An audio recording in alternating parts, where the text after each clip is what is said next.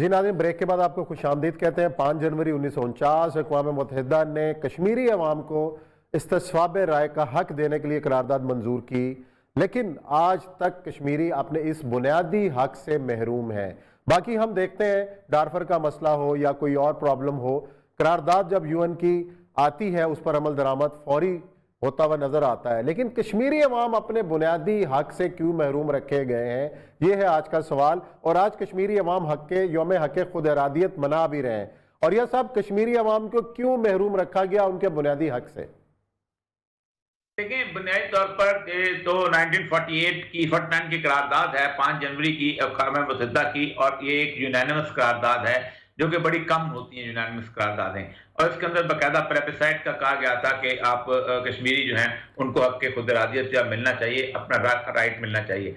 और उसके बाद हुआ ये कि पाकिस्तान और इंडिया जो है वो दोनों ने अपनी फौजों को ज्यादा मजबूत करना शुरू किया और बॉर्डर जो है उसको बहुत स्टेबलाइज करना शुरू किया। और इंडिया की कोशिश थी कि इसको मुकम्मल तौर पे एक इंटरनेशनल बाउंड्री के तौर पे एक्सेप्ट कर लिया जाए। उसके बाद जो हमारी 65 की जो वॉर हुई है उसके बाद सूरत और ज्यादा इंडिया के लिए बड़ी, जिसे कहते हैं, जिल्लत आमेज थी, और उन्होंने उसको भी ये जो हिसाफता हो गया था इसको पाकिस्तान का हिस्सा ही रहने दिया।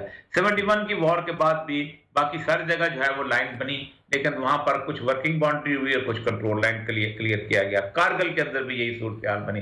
4 जंगें हम इस मामले के अंदर लड़ चुके हुए हैं, लेकिन कश्मीर का मसला हल नहीं हो रहा। कश्मीरी बुनियादी तौर पर 1 लाख से भी ज्यादा की जानों की कुर्बानी दे चुके हुए हैं, और ये बहुत बड़ी कुर्बानी होती है। आप खुद सोचें कि दुनिया की किसी तहरीक के अंदर लड़ने वालों की 1 लाख से ज्यादा की कुर्बानी नहीं है, कब्रिस्तान के कब्रिस्तान उनके भरे हुए हैं। मसला सारा ये है कि इंटरनेशनल कम्युनिटी जो है वो किसी तौर पर भी इंडिया को नाराज करना नहीं चाहती।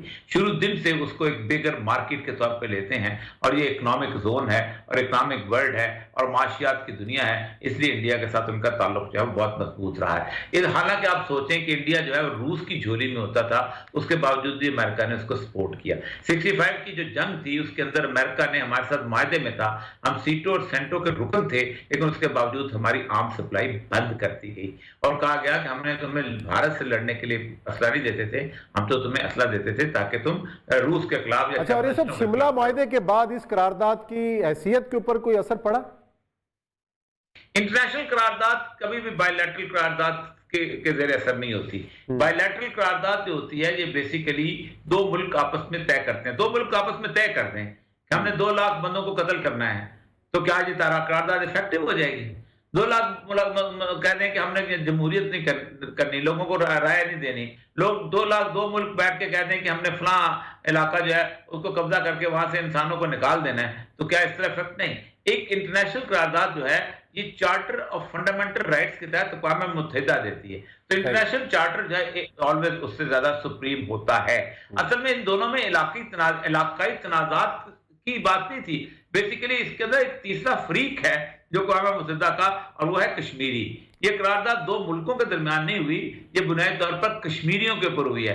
ये नहीं कहा गया कि पाकिस्तान ये करे या इंडिया ये करे, ये टोटली कश्मीर के बारे में करारदाद है कि कश्मीरियों को हक के खुद इरादियत के लिए प्लेबिसाइट यानी रायशुमारी का हक होना चाहिए। इसमें पाकिस्तान तो है ही नहीं, इसमें इंडिया तो है ही नहीं, ये तो कश्मीरियों का मामला है। और कश्मीरियों का मामला जो है जब आलमी कम्युनिटी तय कर रही है तो पाकिस्तान इंडिया कहां से आ गए उनको तय करने वाले? हमने इसी फोरम से कई करारदादें और भी मंजूर होती हुई देखी हैं, उस पर अमल दरामद होता हुआ देखा है। तो ये जो 2 रुख हैं इस इदारे के भी और इंटरनेशनल कम्युनिटी के भी, डारफर के बारे में करारदाद मंजूर होती है तो उसके ऊपर जो है वो फौरन अमल दरामद होता है। इससे पहले ईस्ट तैमूर के हवाले से करारदाद मंजूर होती है तो उसके ऊपर भी फौरी अमल हो जाता है। तो ये करारदाद जो है इसके ऊपर आपको मुस्तकबिल करीब के अंदर या चंद सालों के अंदर को अमल होता हुआ नजर आता है, या इसको हम फारिग समझें? देखें, ईस्ट तैमूर में अमल दरामद इसलिए हुआ था कि ऑस्ट्रेलिया ने अपनी फौजें वहां पर उतारी थी और फौजों ने जाके इंडोनेशिया वालों को कहा था पीछे हट जाओ। डारफोर में भी अमल हुआ था, अमेरिकन ने उन्होंने फौजें उतारी थी। यूगोस्लाविया में जब अमल दरामद हुआ था तो यूगोस्लाविया में अमेरिका ने बकायदा सर्बिया पे बमबारी की थी, बकायदा यूगोस्लाविया का हेडक्वार्टर तबाह बर्बाद किया था, तब जाकर सर्बिया पे अमल। मसला सारा ये है कि अमन के लिए अक़वाम मुत्तहिदा का डिबेटिंग क्लब नहीं, एक फोर्स चाहिए। काश मुस्लिम उम्मा जो है आज इकट्ठी होके उसकी एक यूनिफाइंग फोर्स बन चुकी होती, जैसे कि नेटो की फोर्स है, मुसलमानों का एक नेटो बन गया होता, मुसलमानों का एक यूरोपियन यूनियन की तरह मुस्लिम यूनियन बन चुकी होती, तो आज कम से कम कश्मीर के बारे में ये मामला ना इस्लामी होता। फोर्स तो आप है, सोच लेकिन वो सकते हैं। यमन के ऊपर बमबारी के लिए है, वो मौजूद है, या, मौजूद है। अपनों के खिलाफ बदकिस्मती है, इस्तेमाल होती है। बदकिस्मती है जो अपनों के खिलाफ बदकिस्मती। इस्तेमाल हो रही है। तो अल्लाह ताला से तो यही दुआ है कि ये इकट्ठे होकर कोई ऐसी फोर्स बने जो मजलूम मुसलमानों के काम आ सके। और ये साहब बहुत शुक्रिया। इसी नोट के साथ हम प्रोग्राम ख़त्म करते हैं। कल इंशाल्लाह फिर मुलाकात करेंगे। अपना बहुत ख्याल रखिएगा। अल्लाह हाफ़िज़।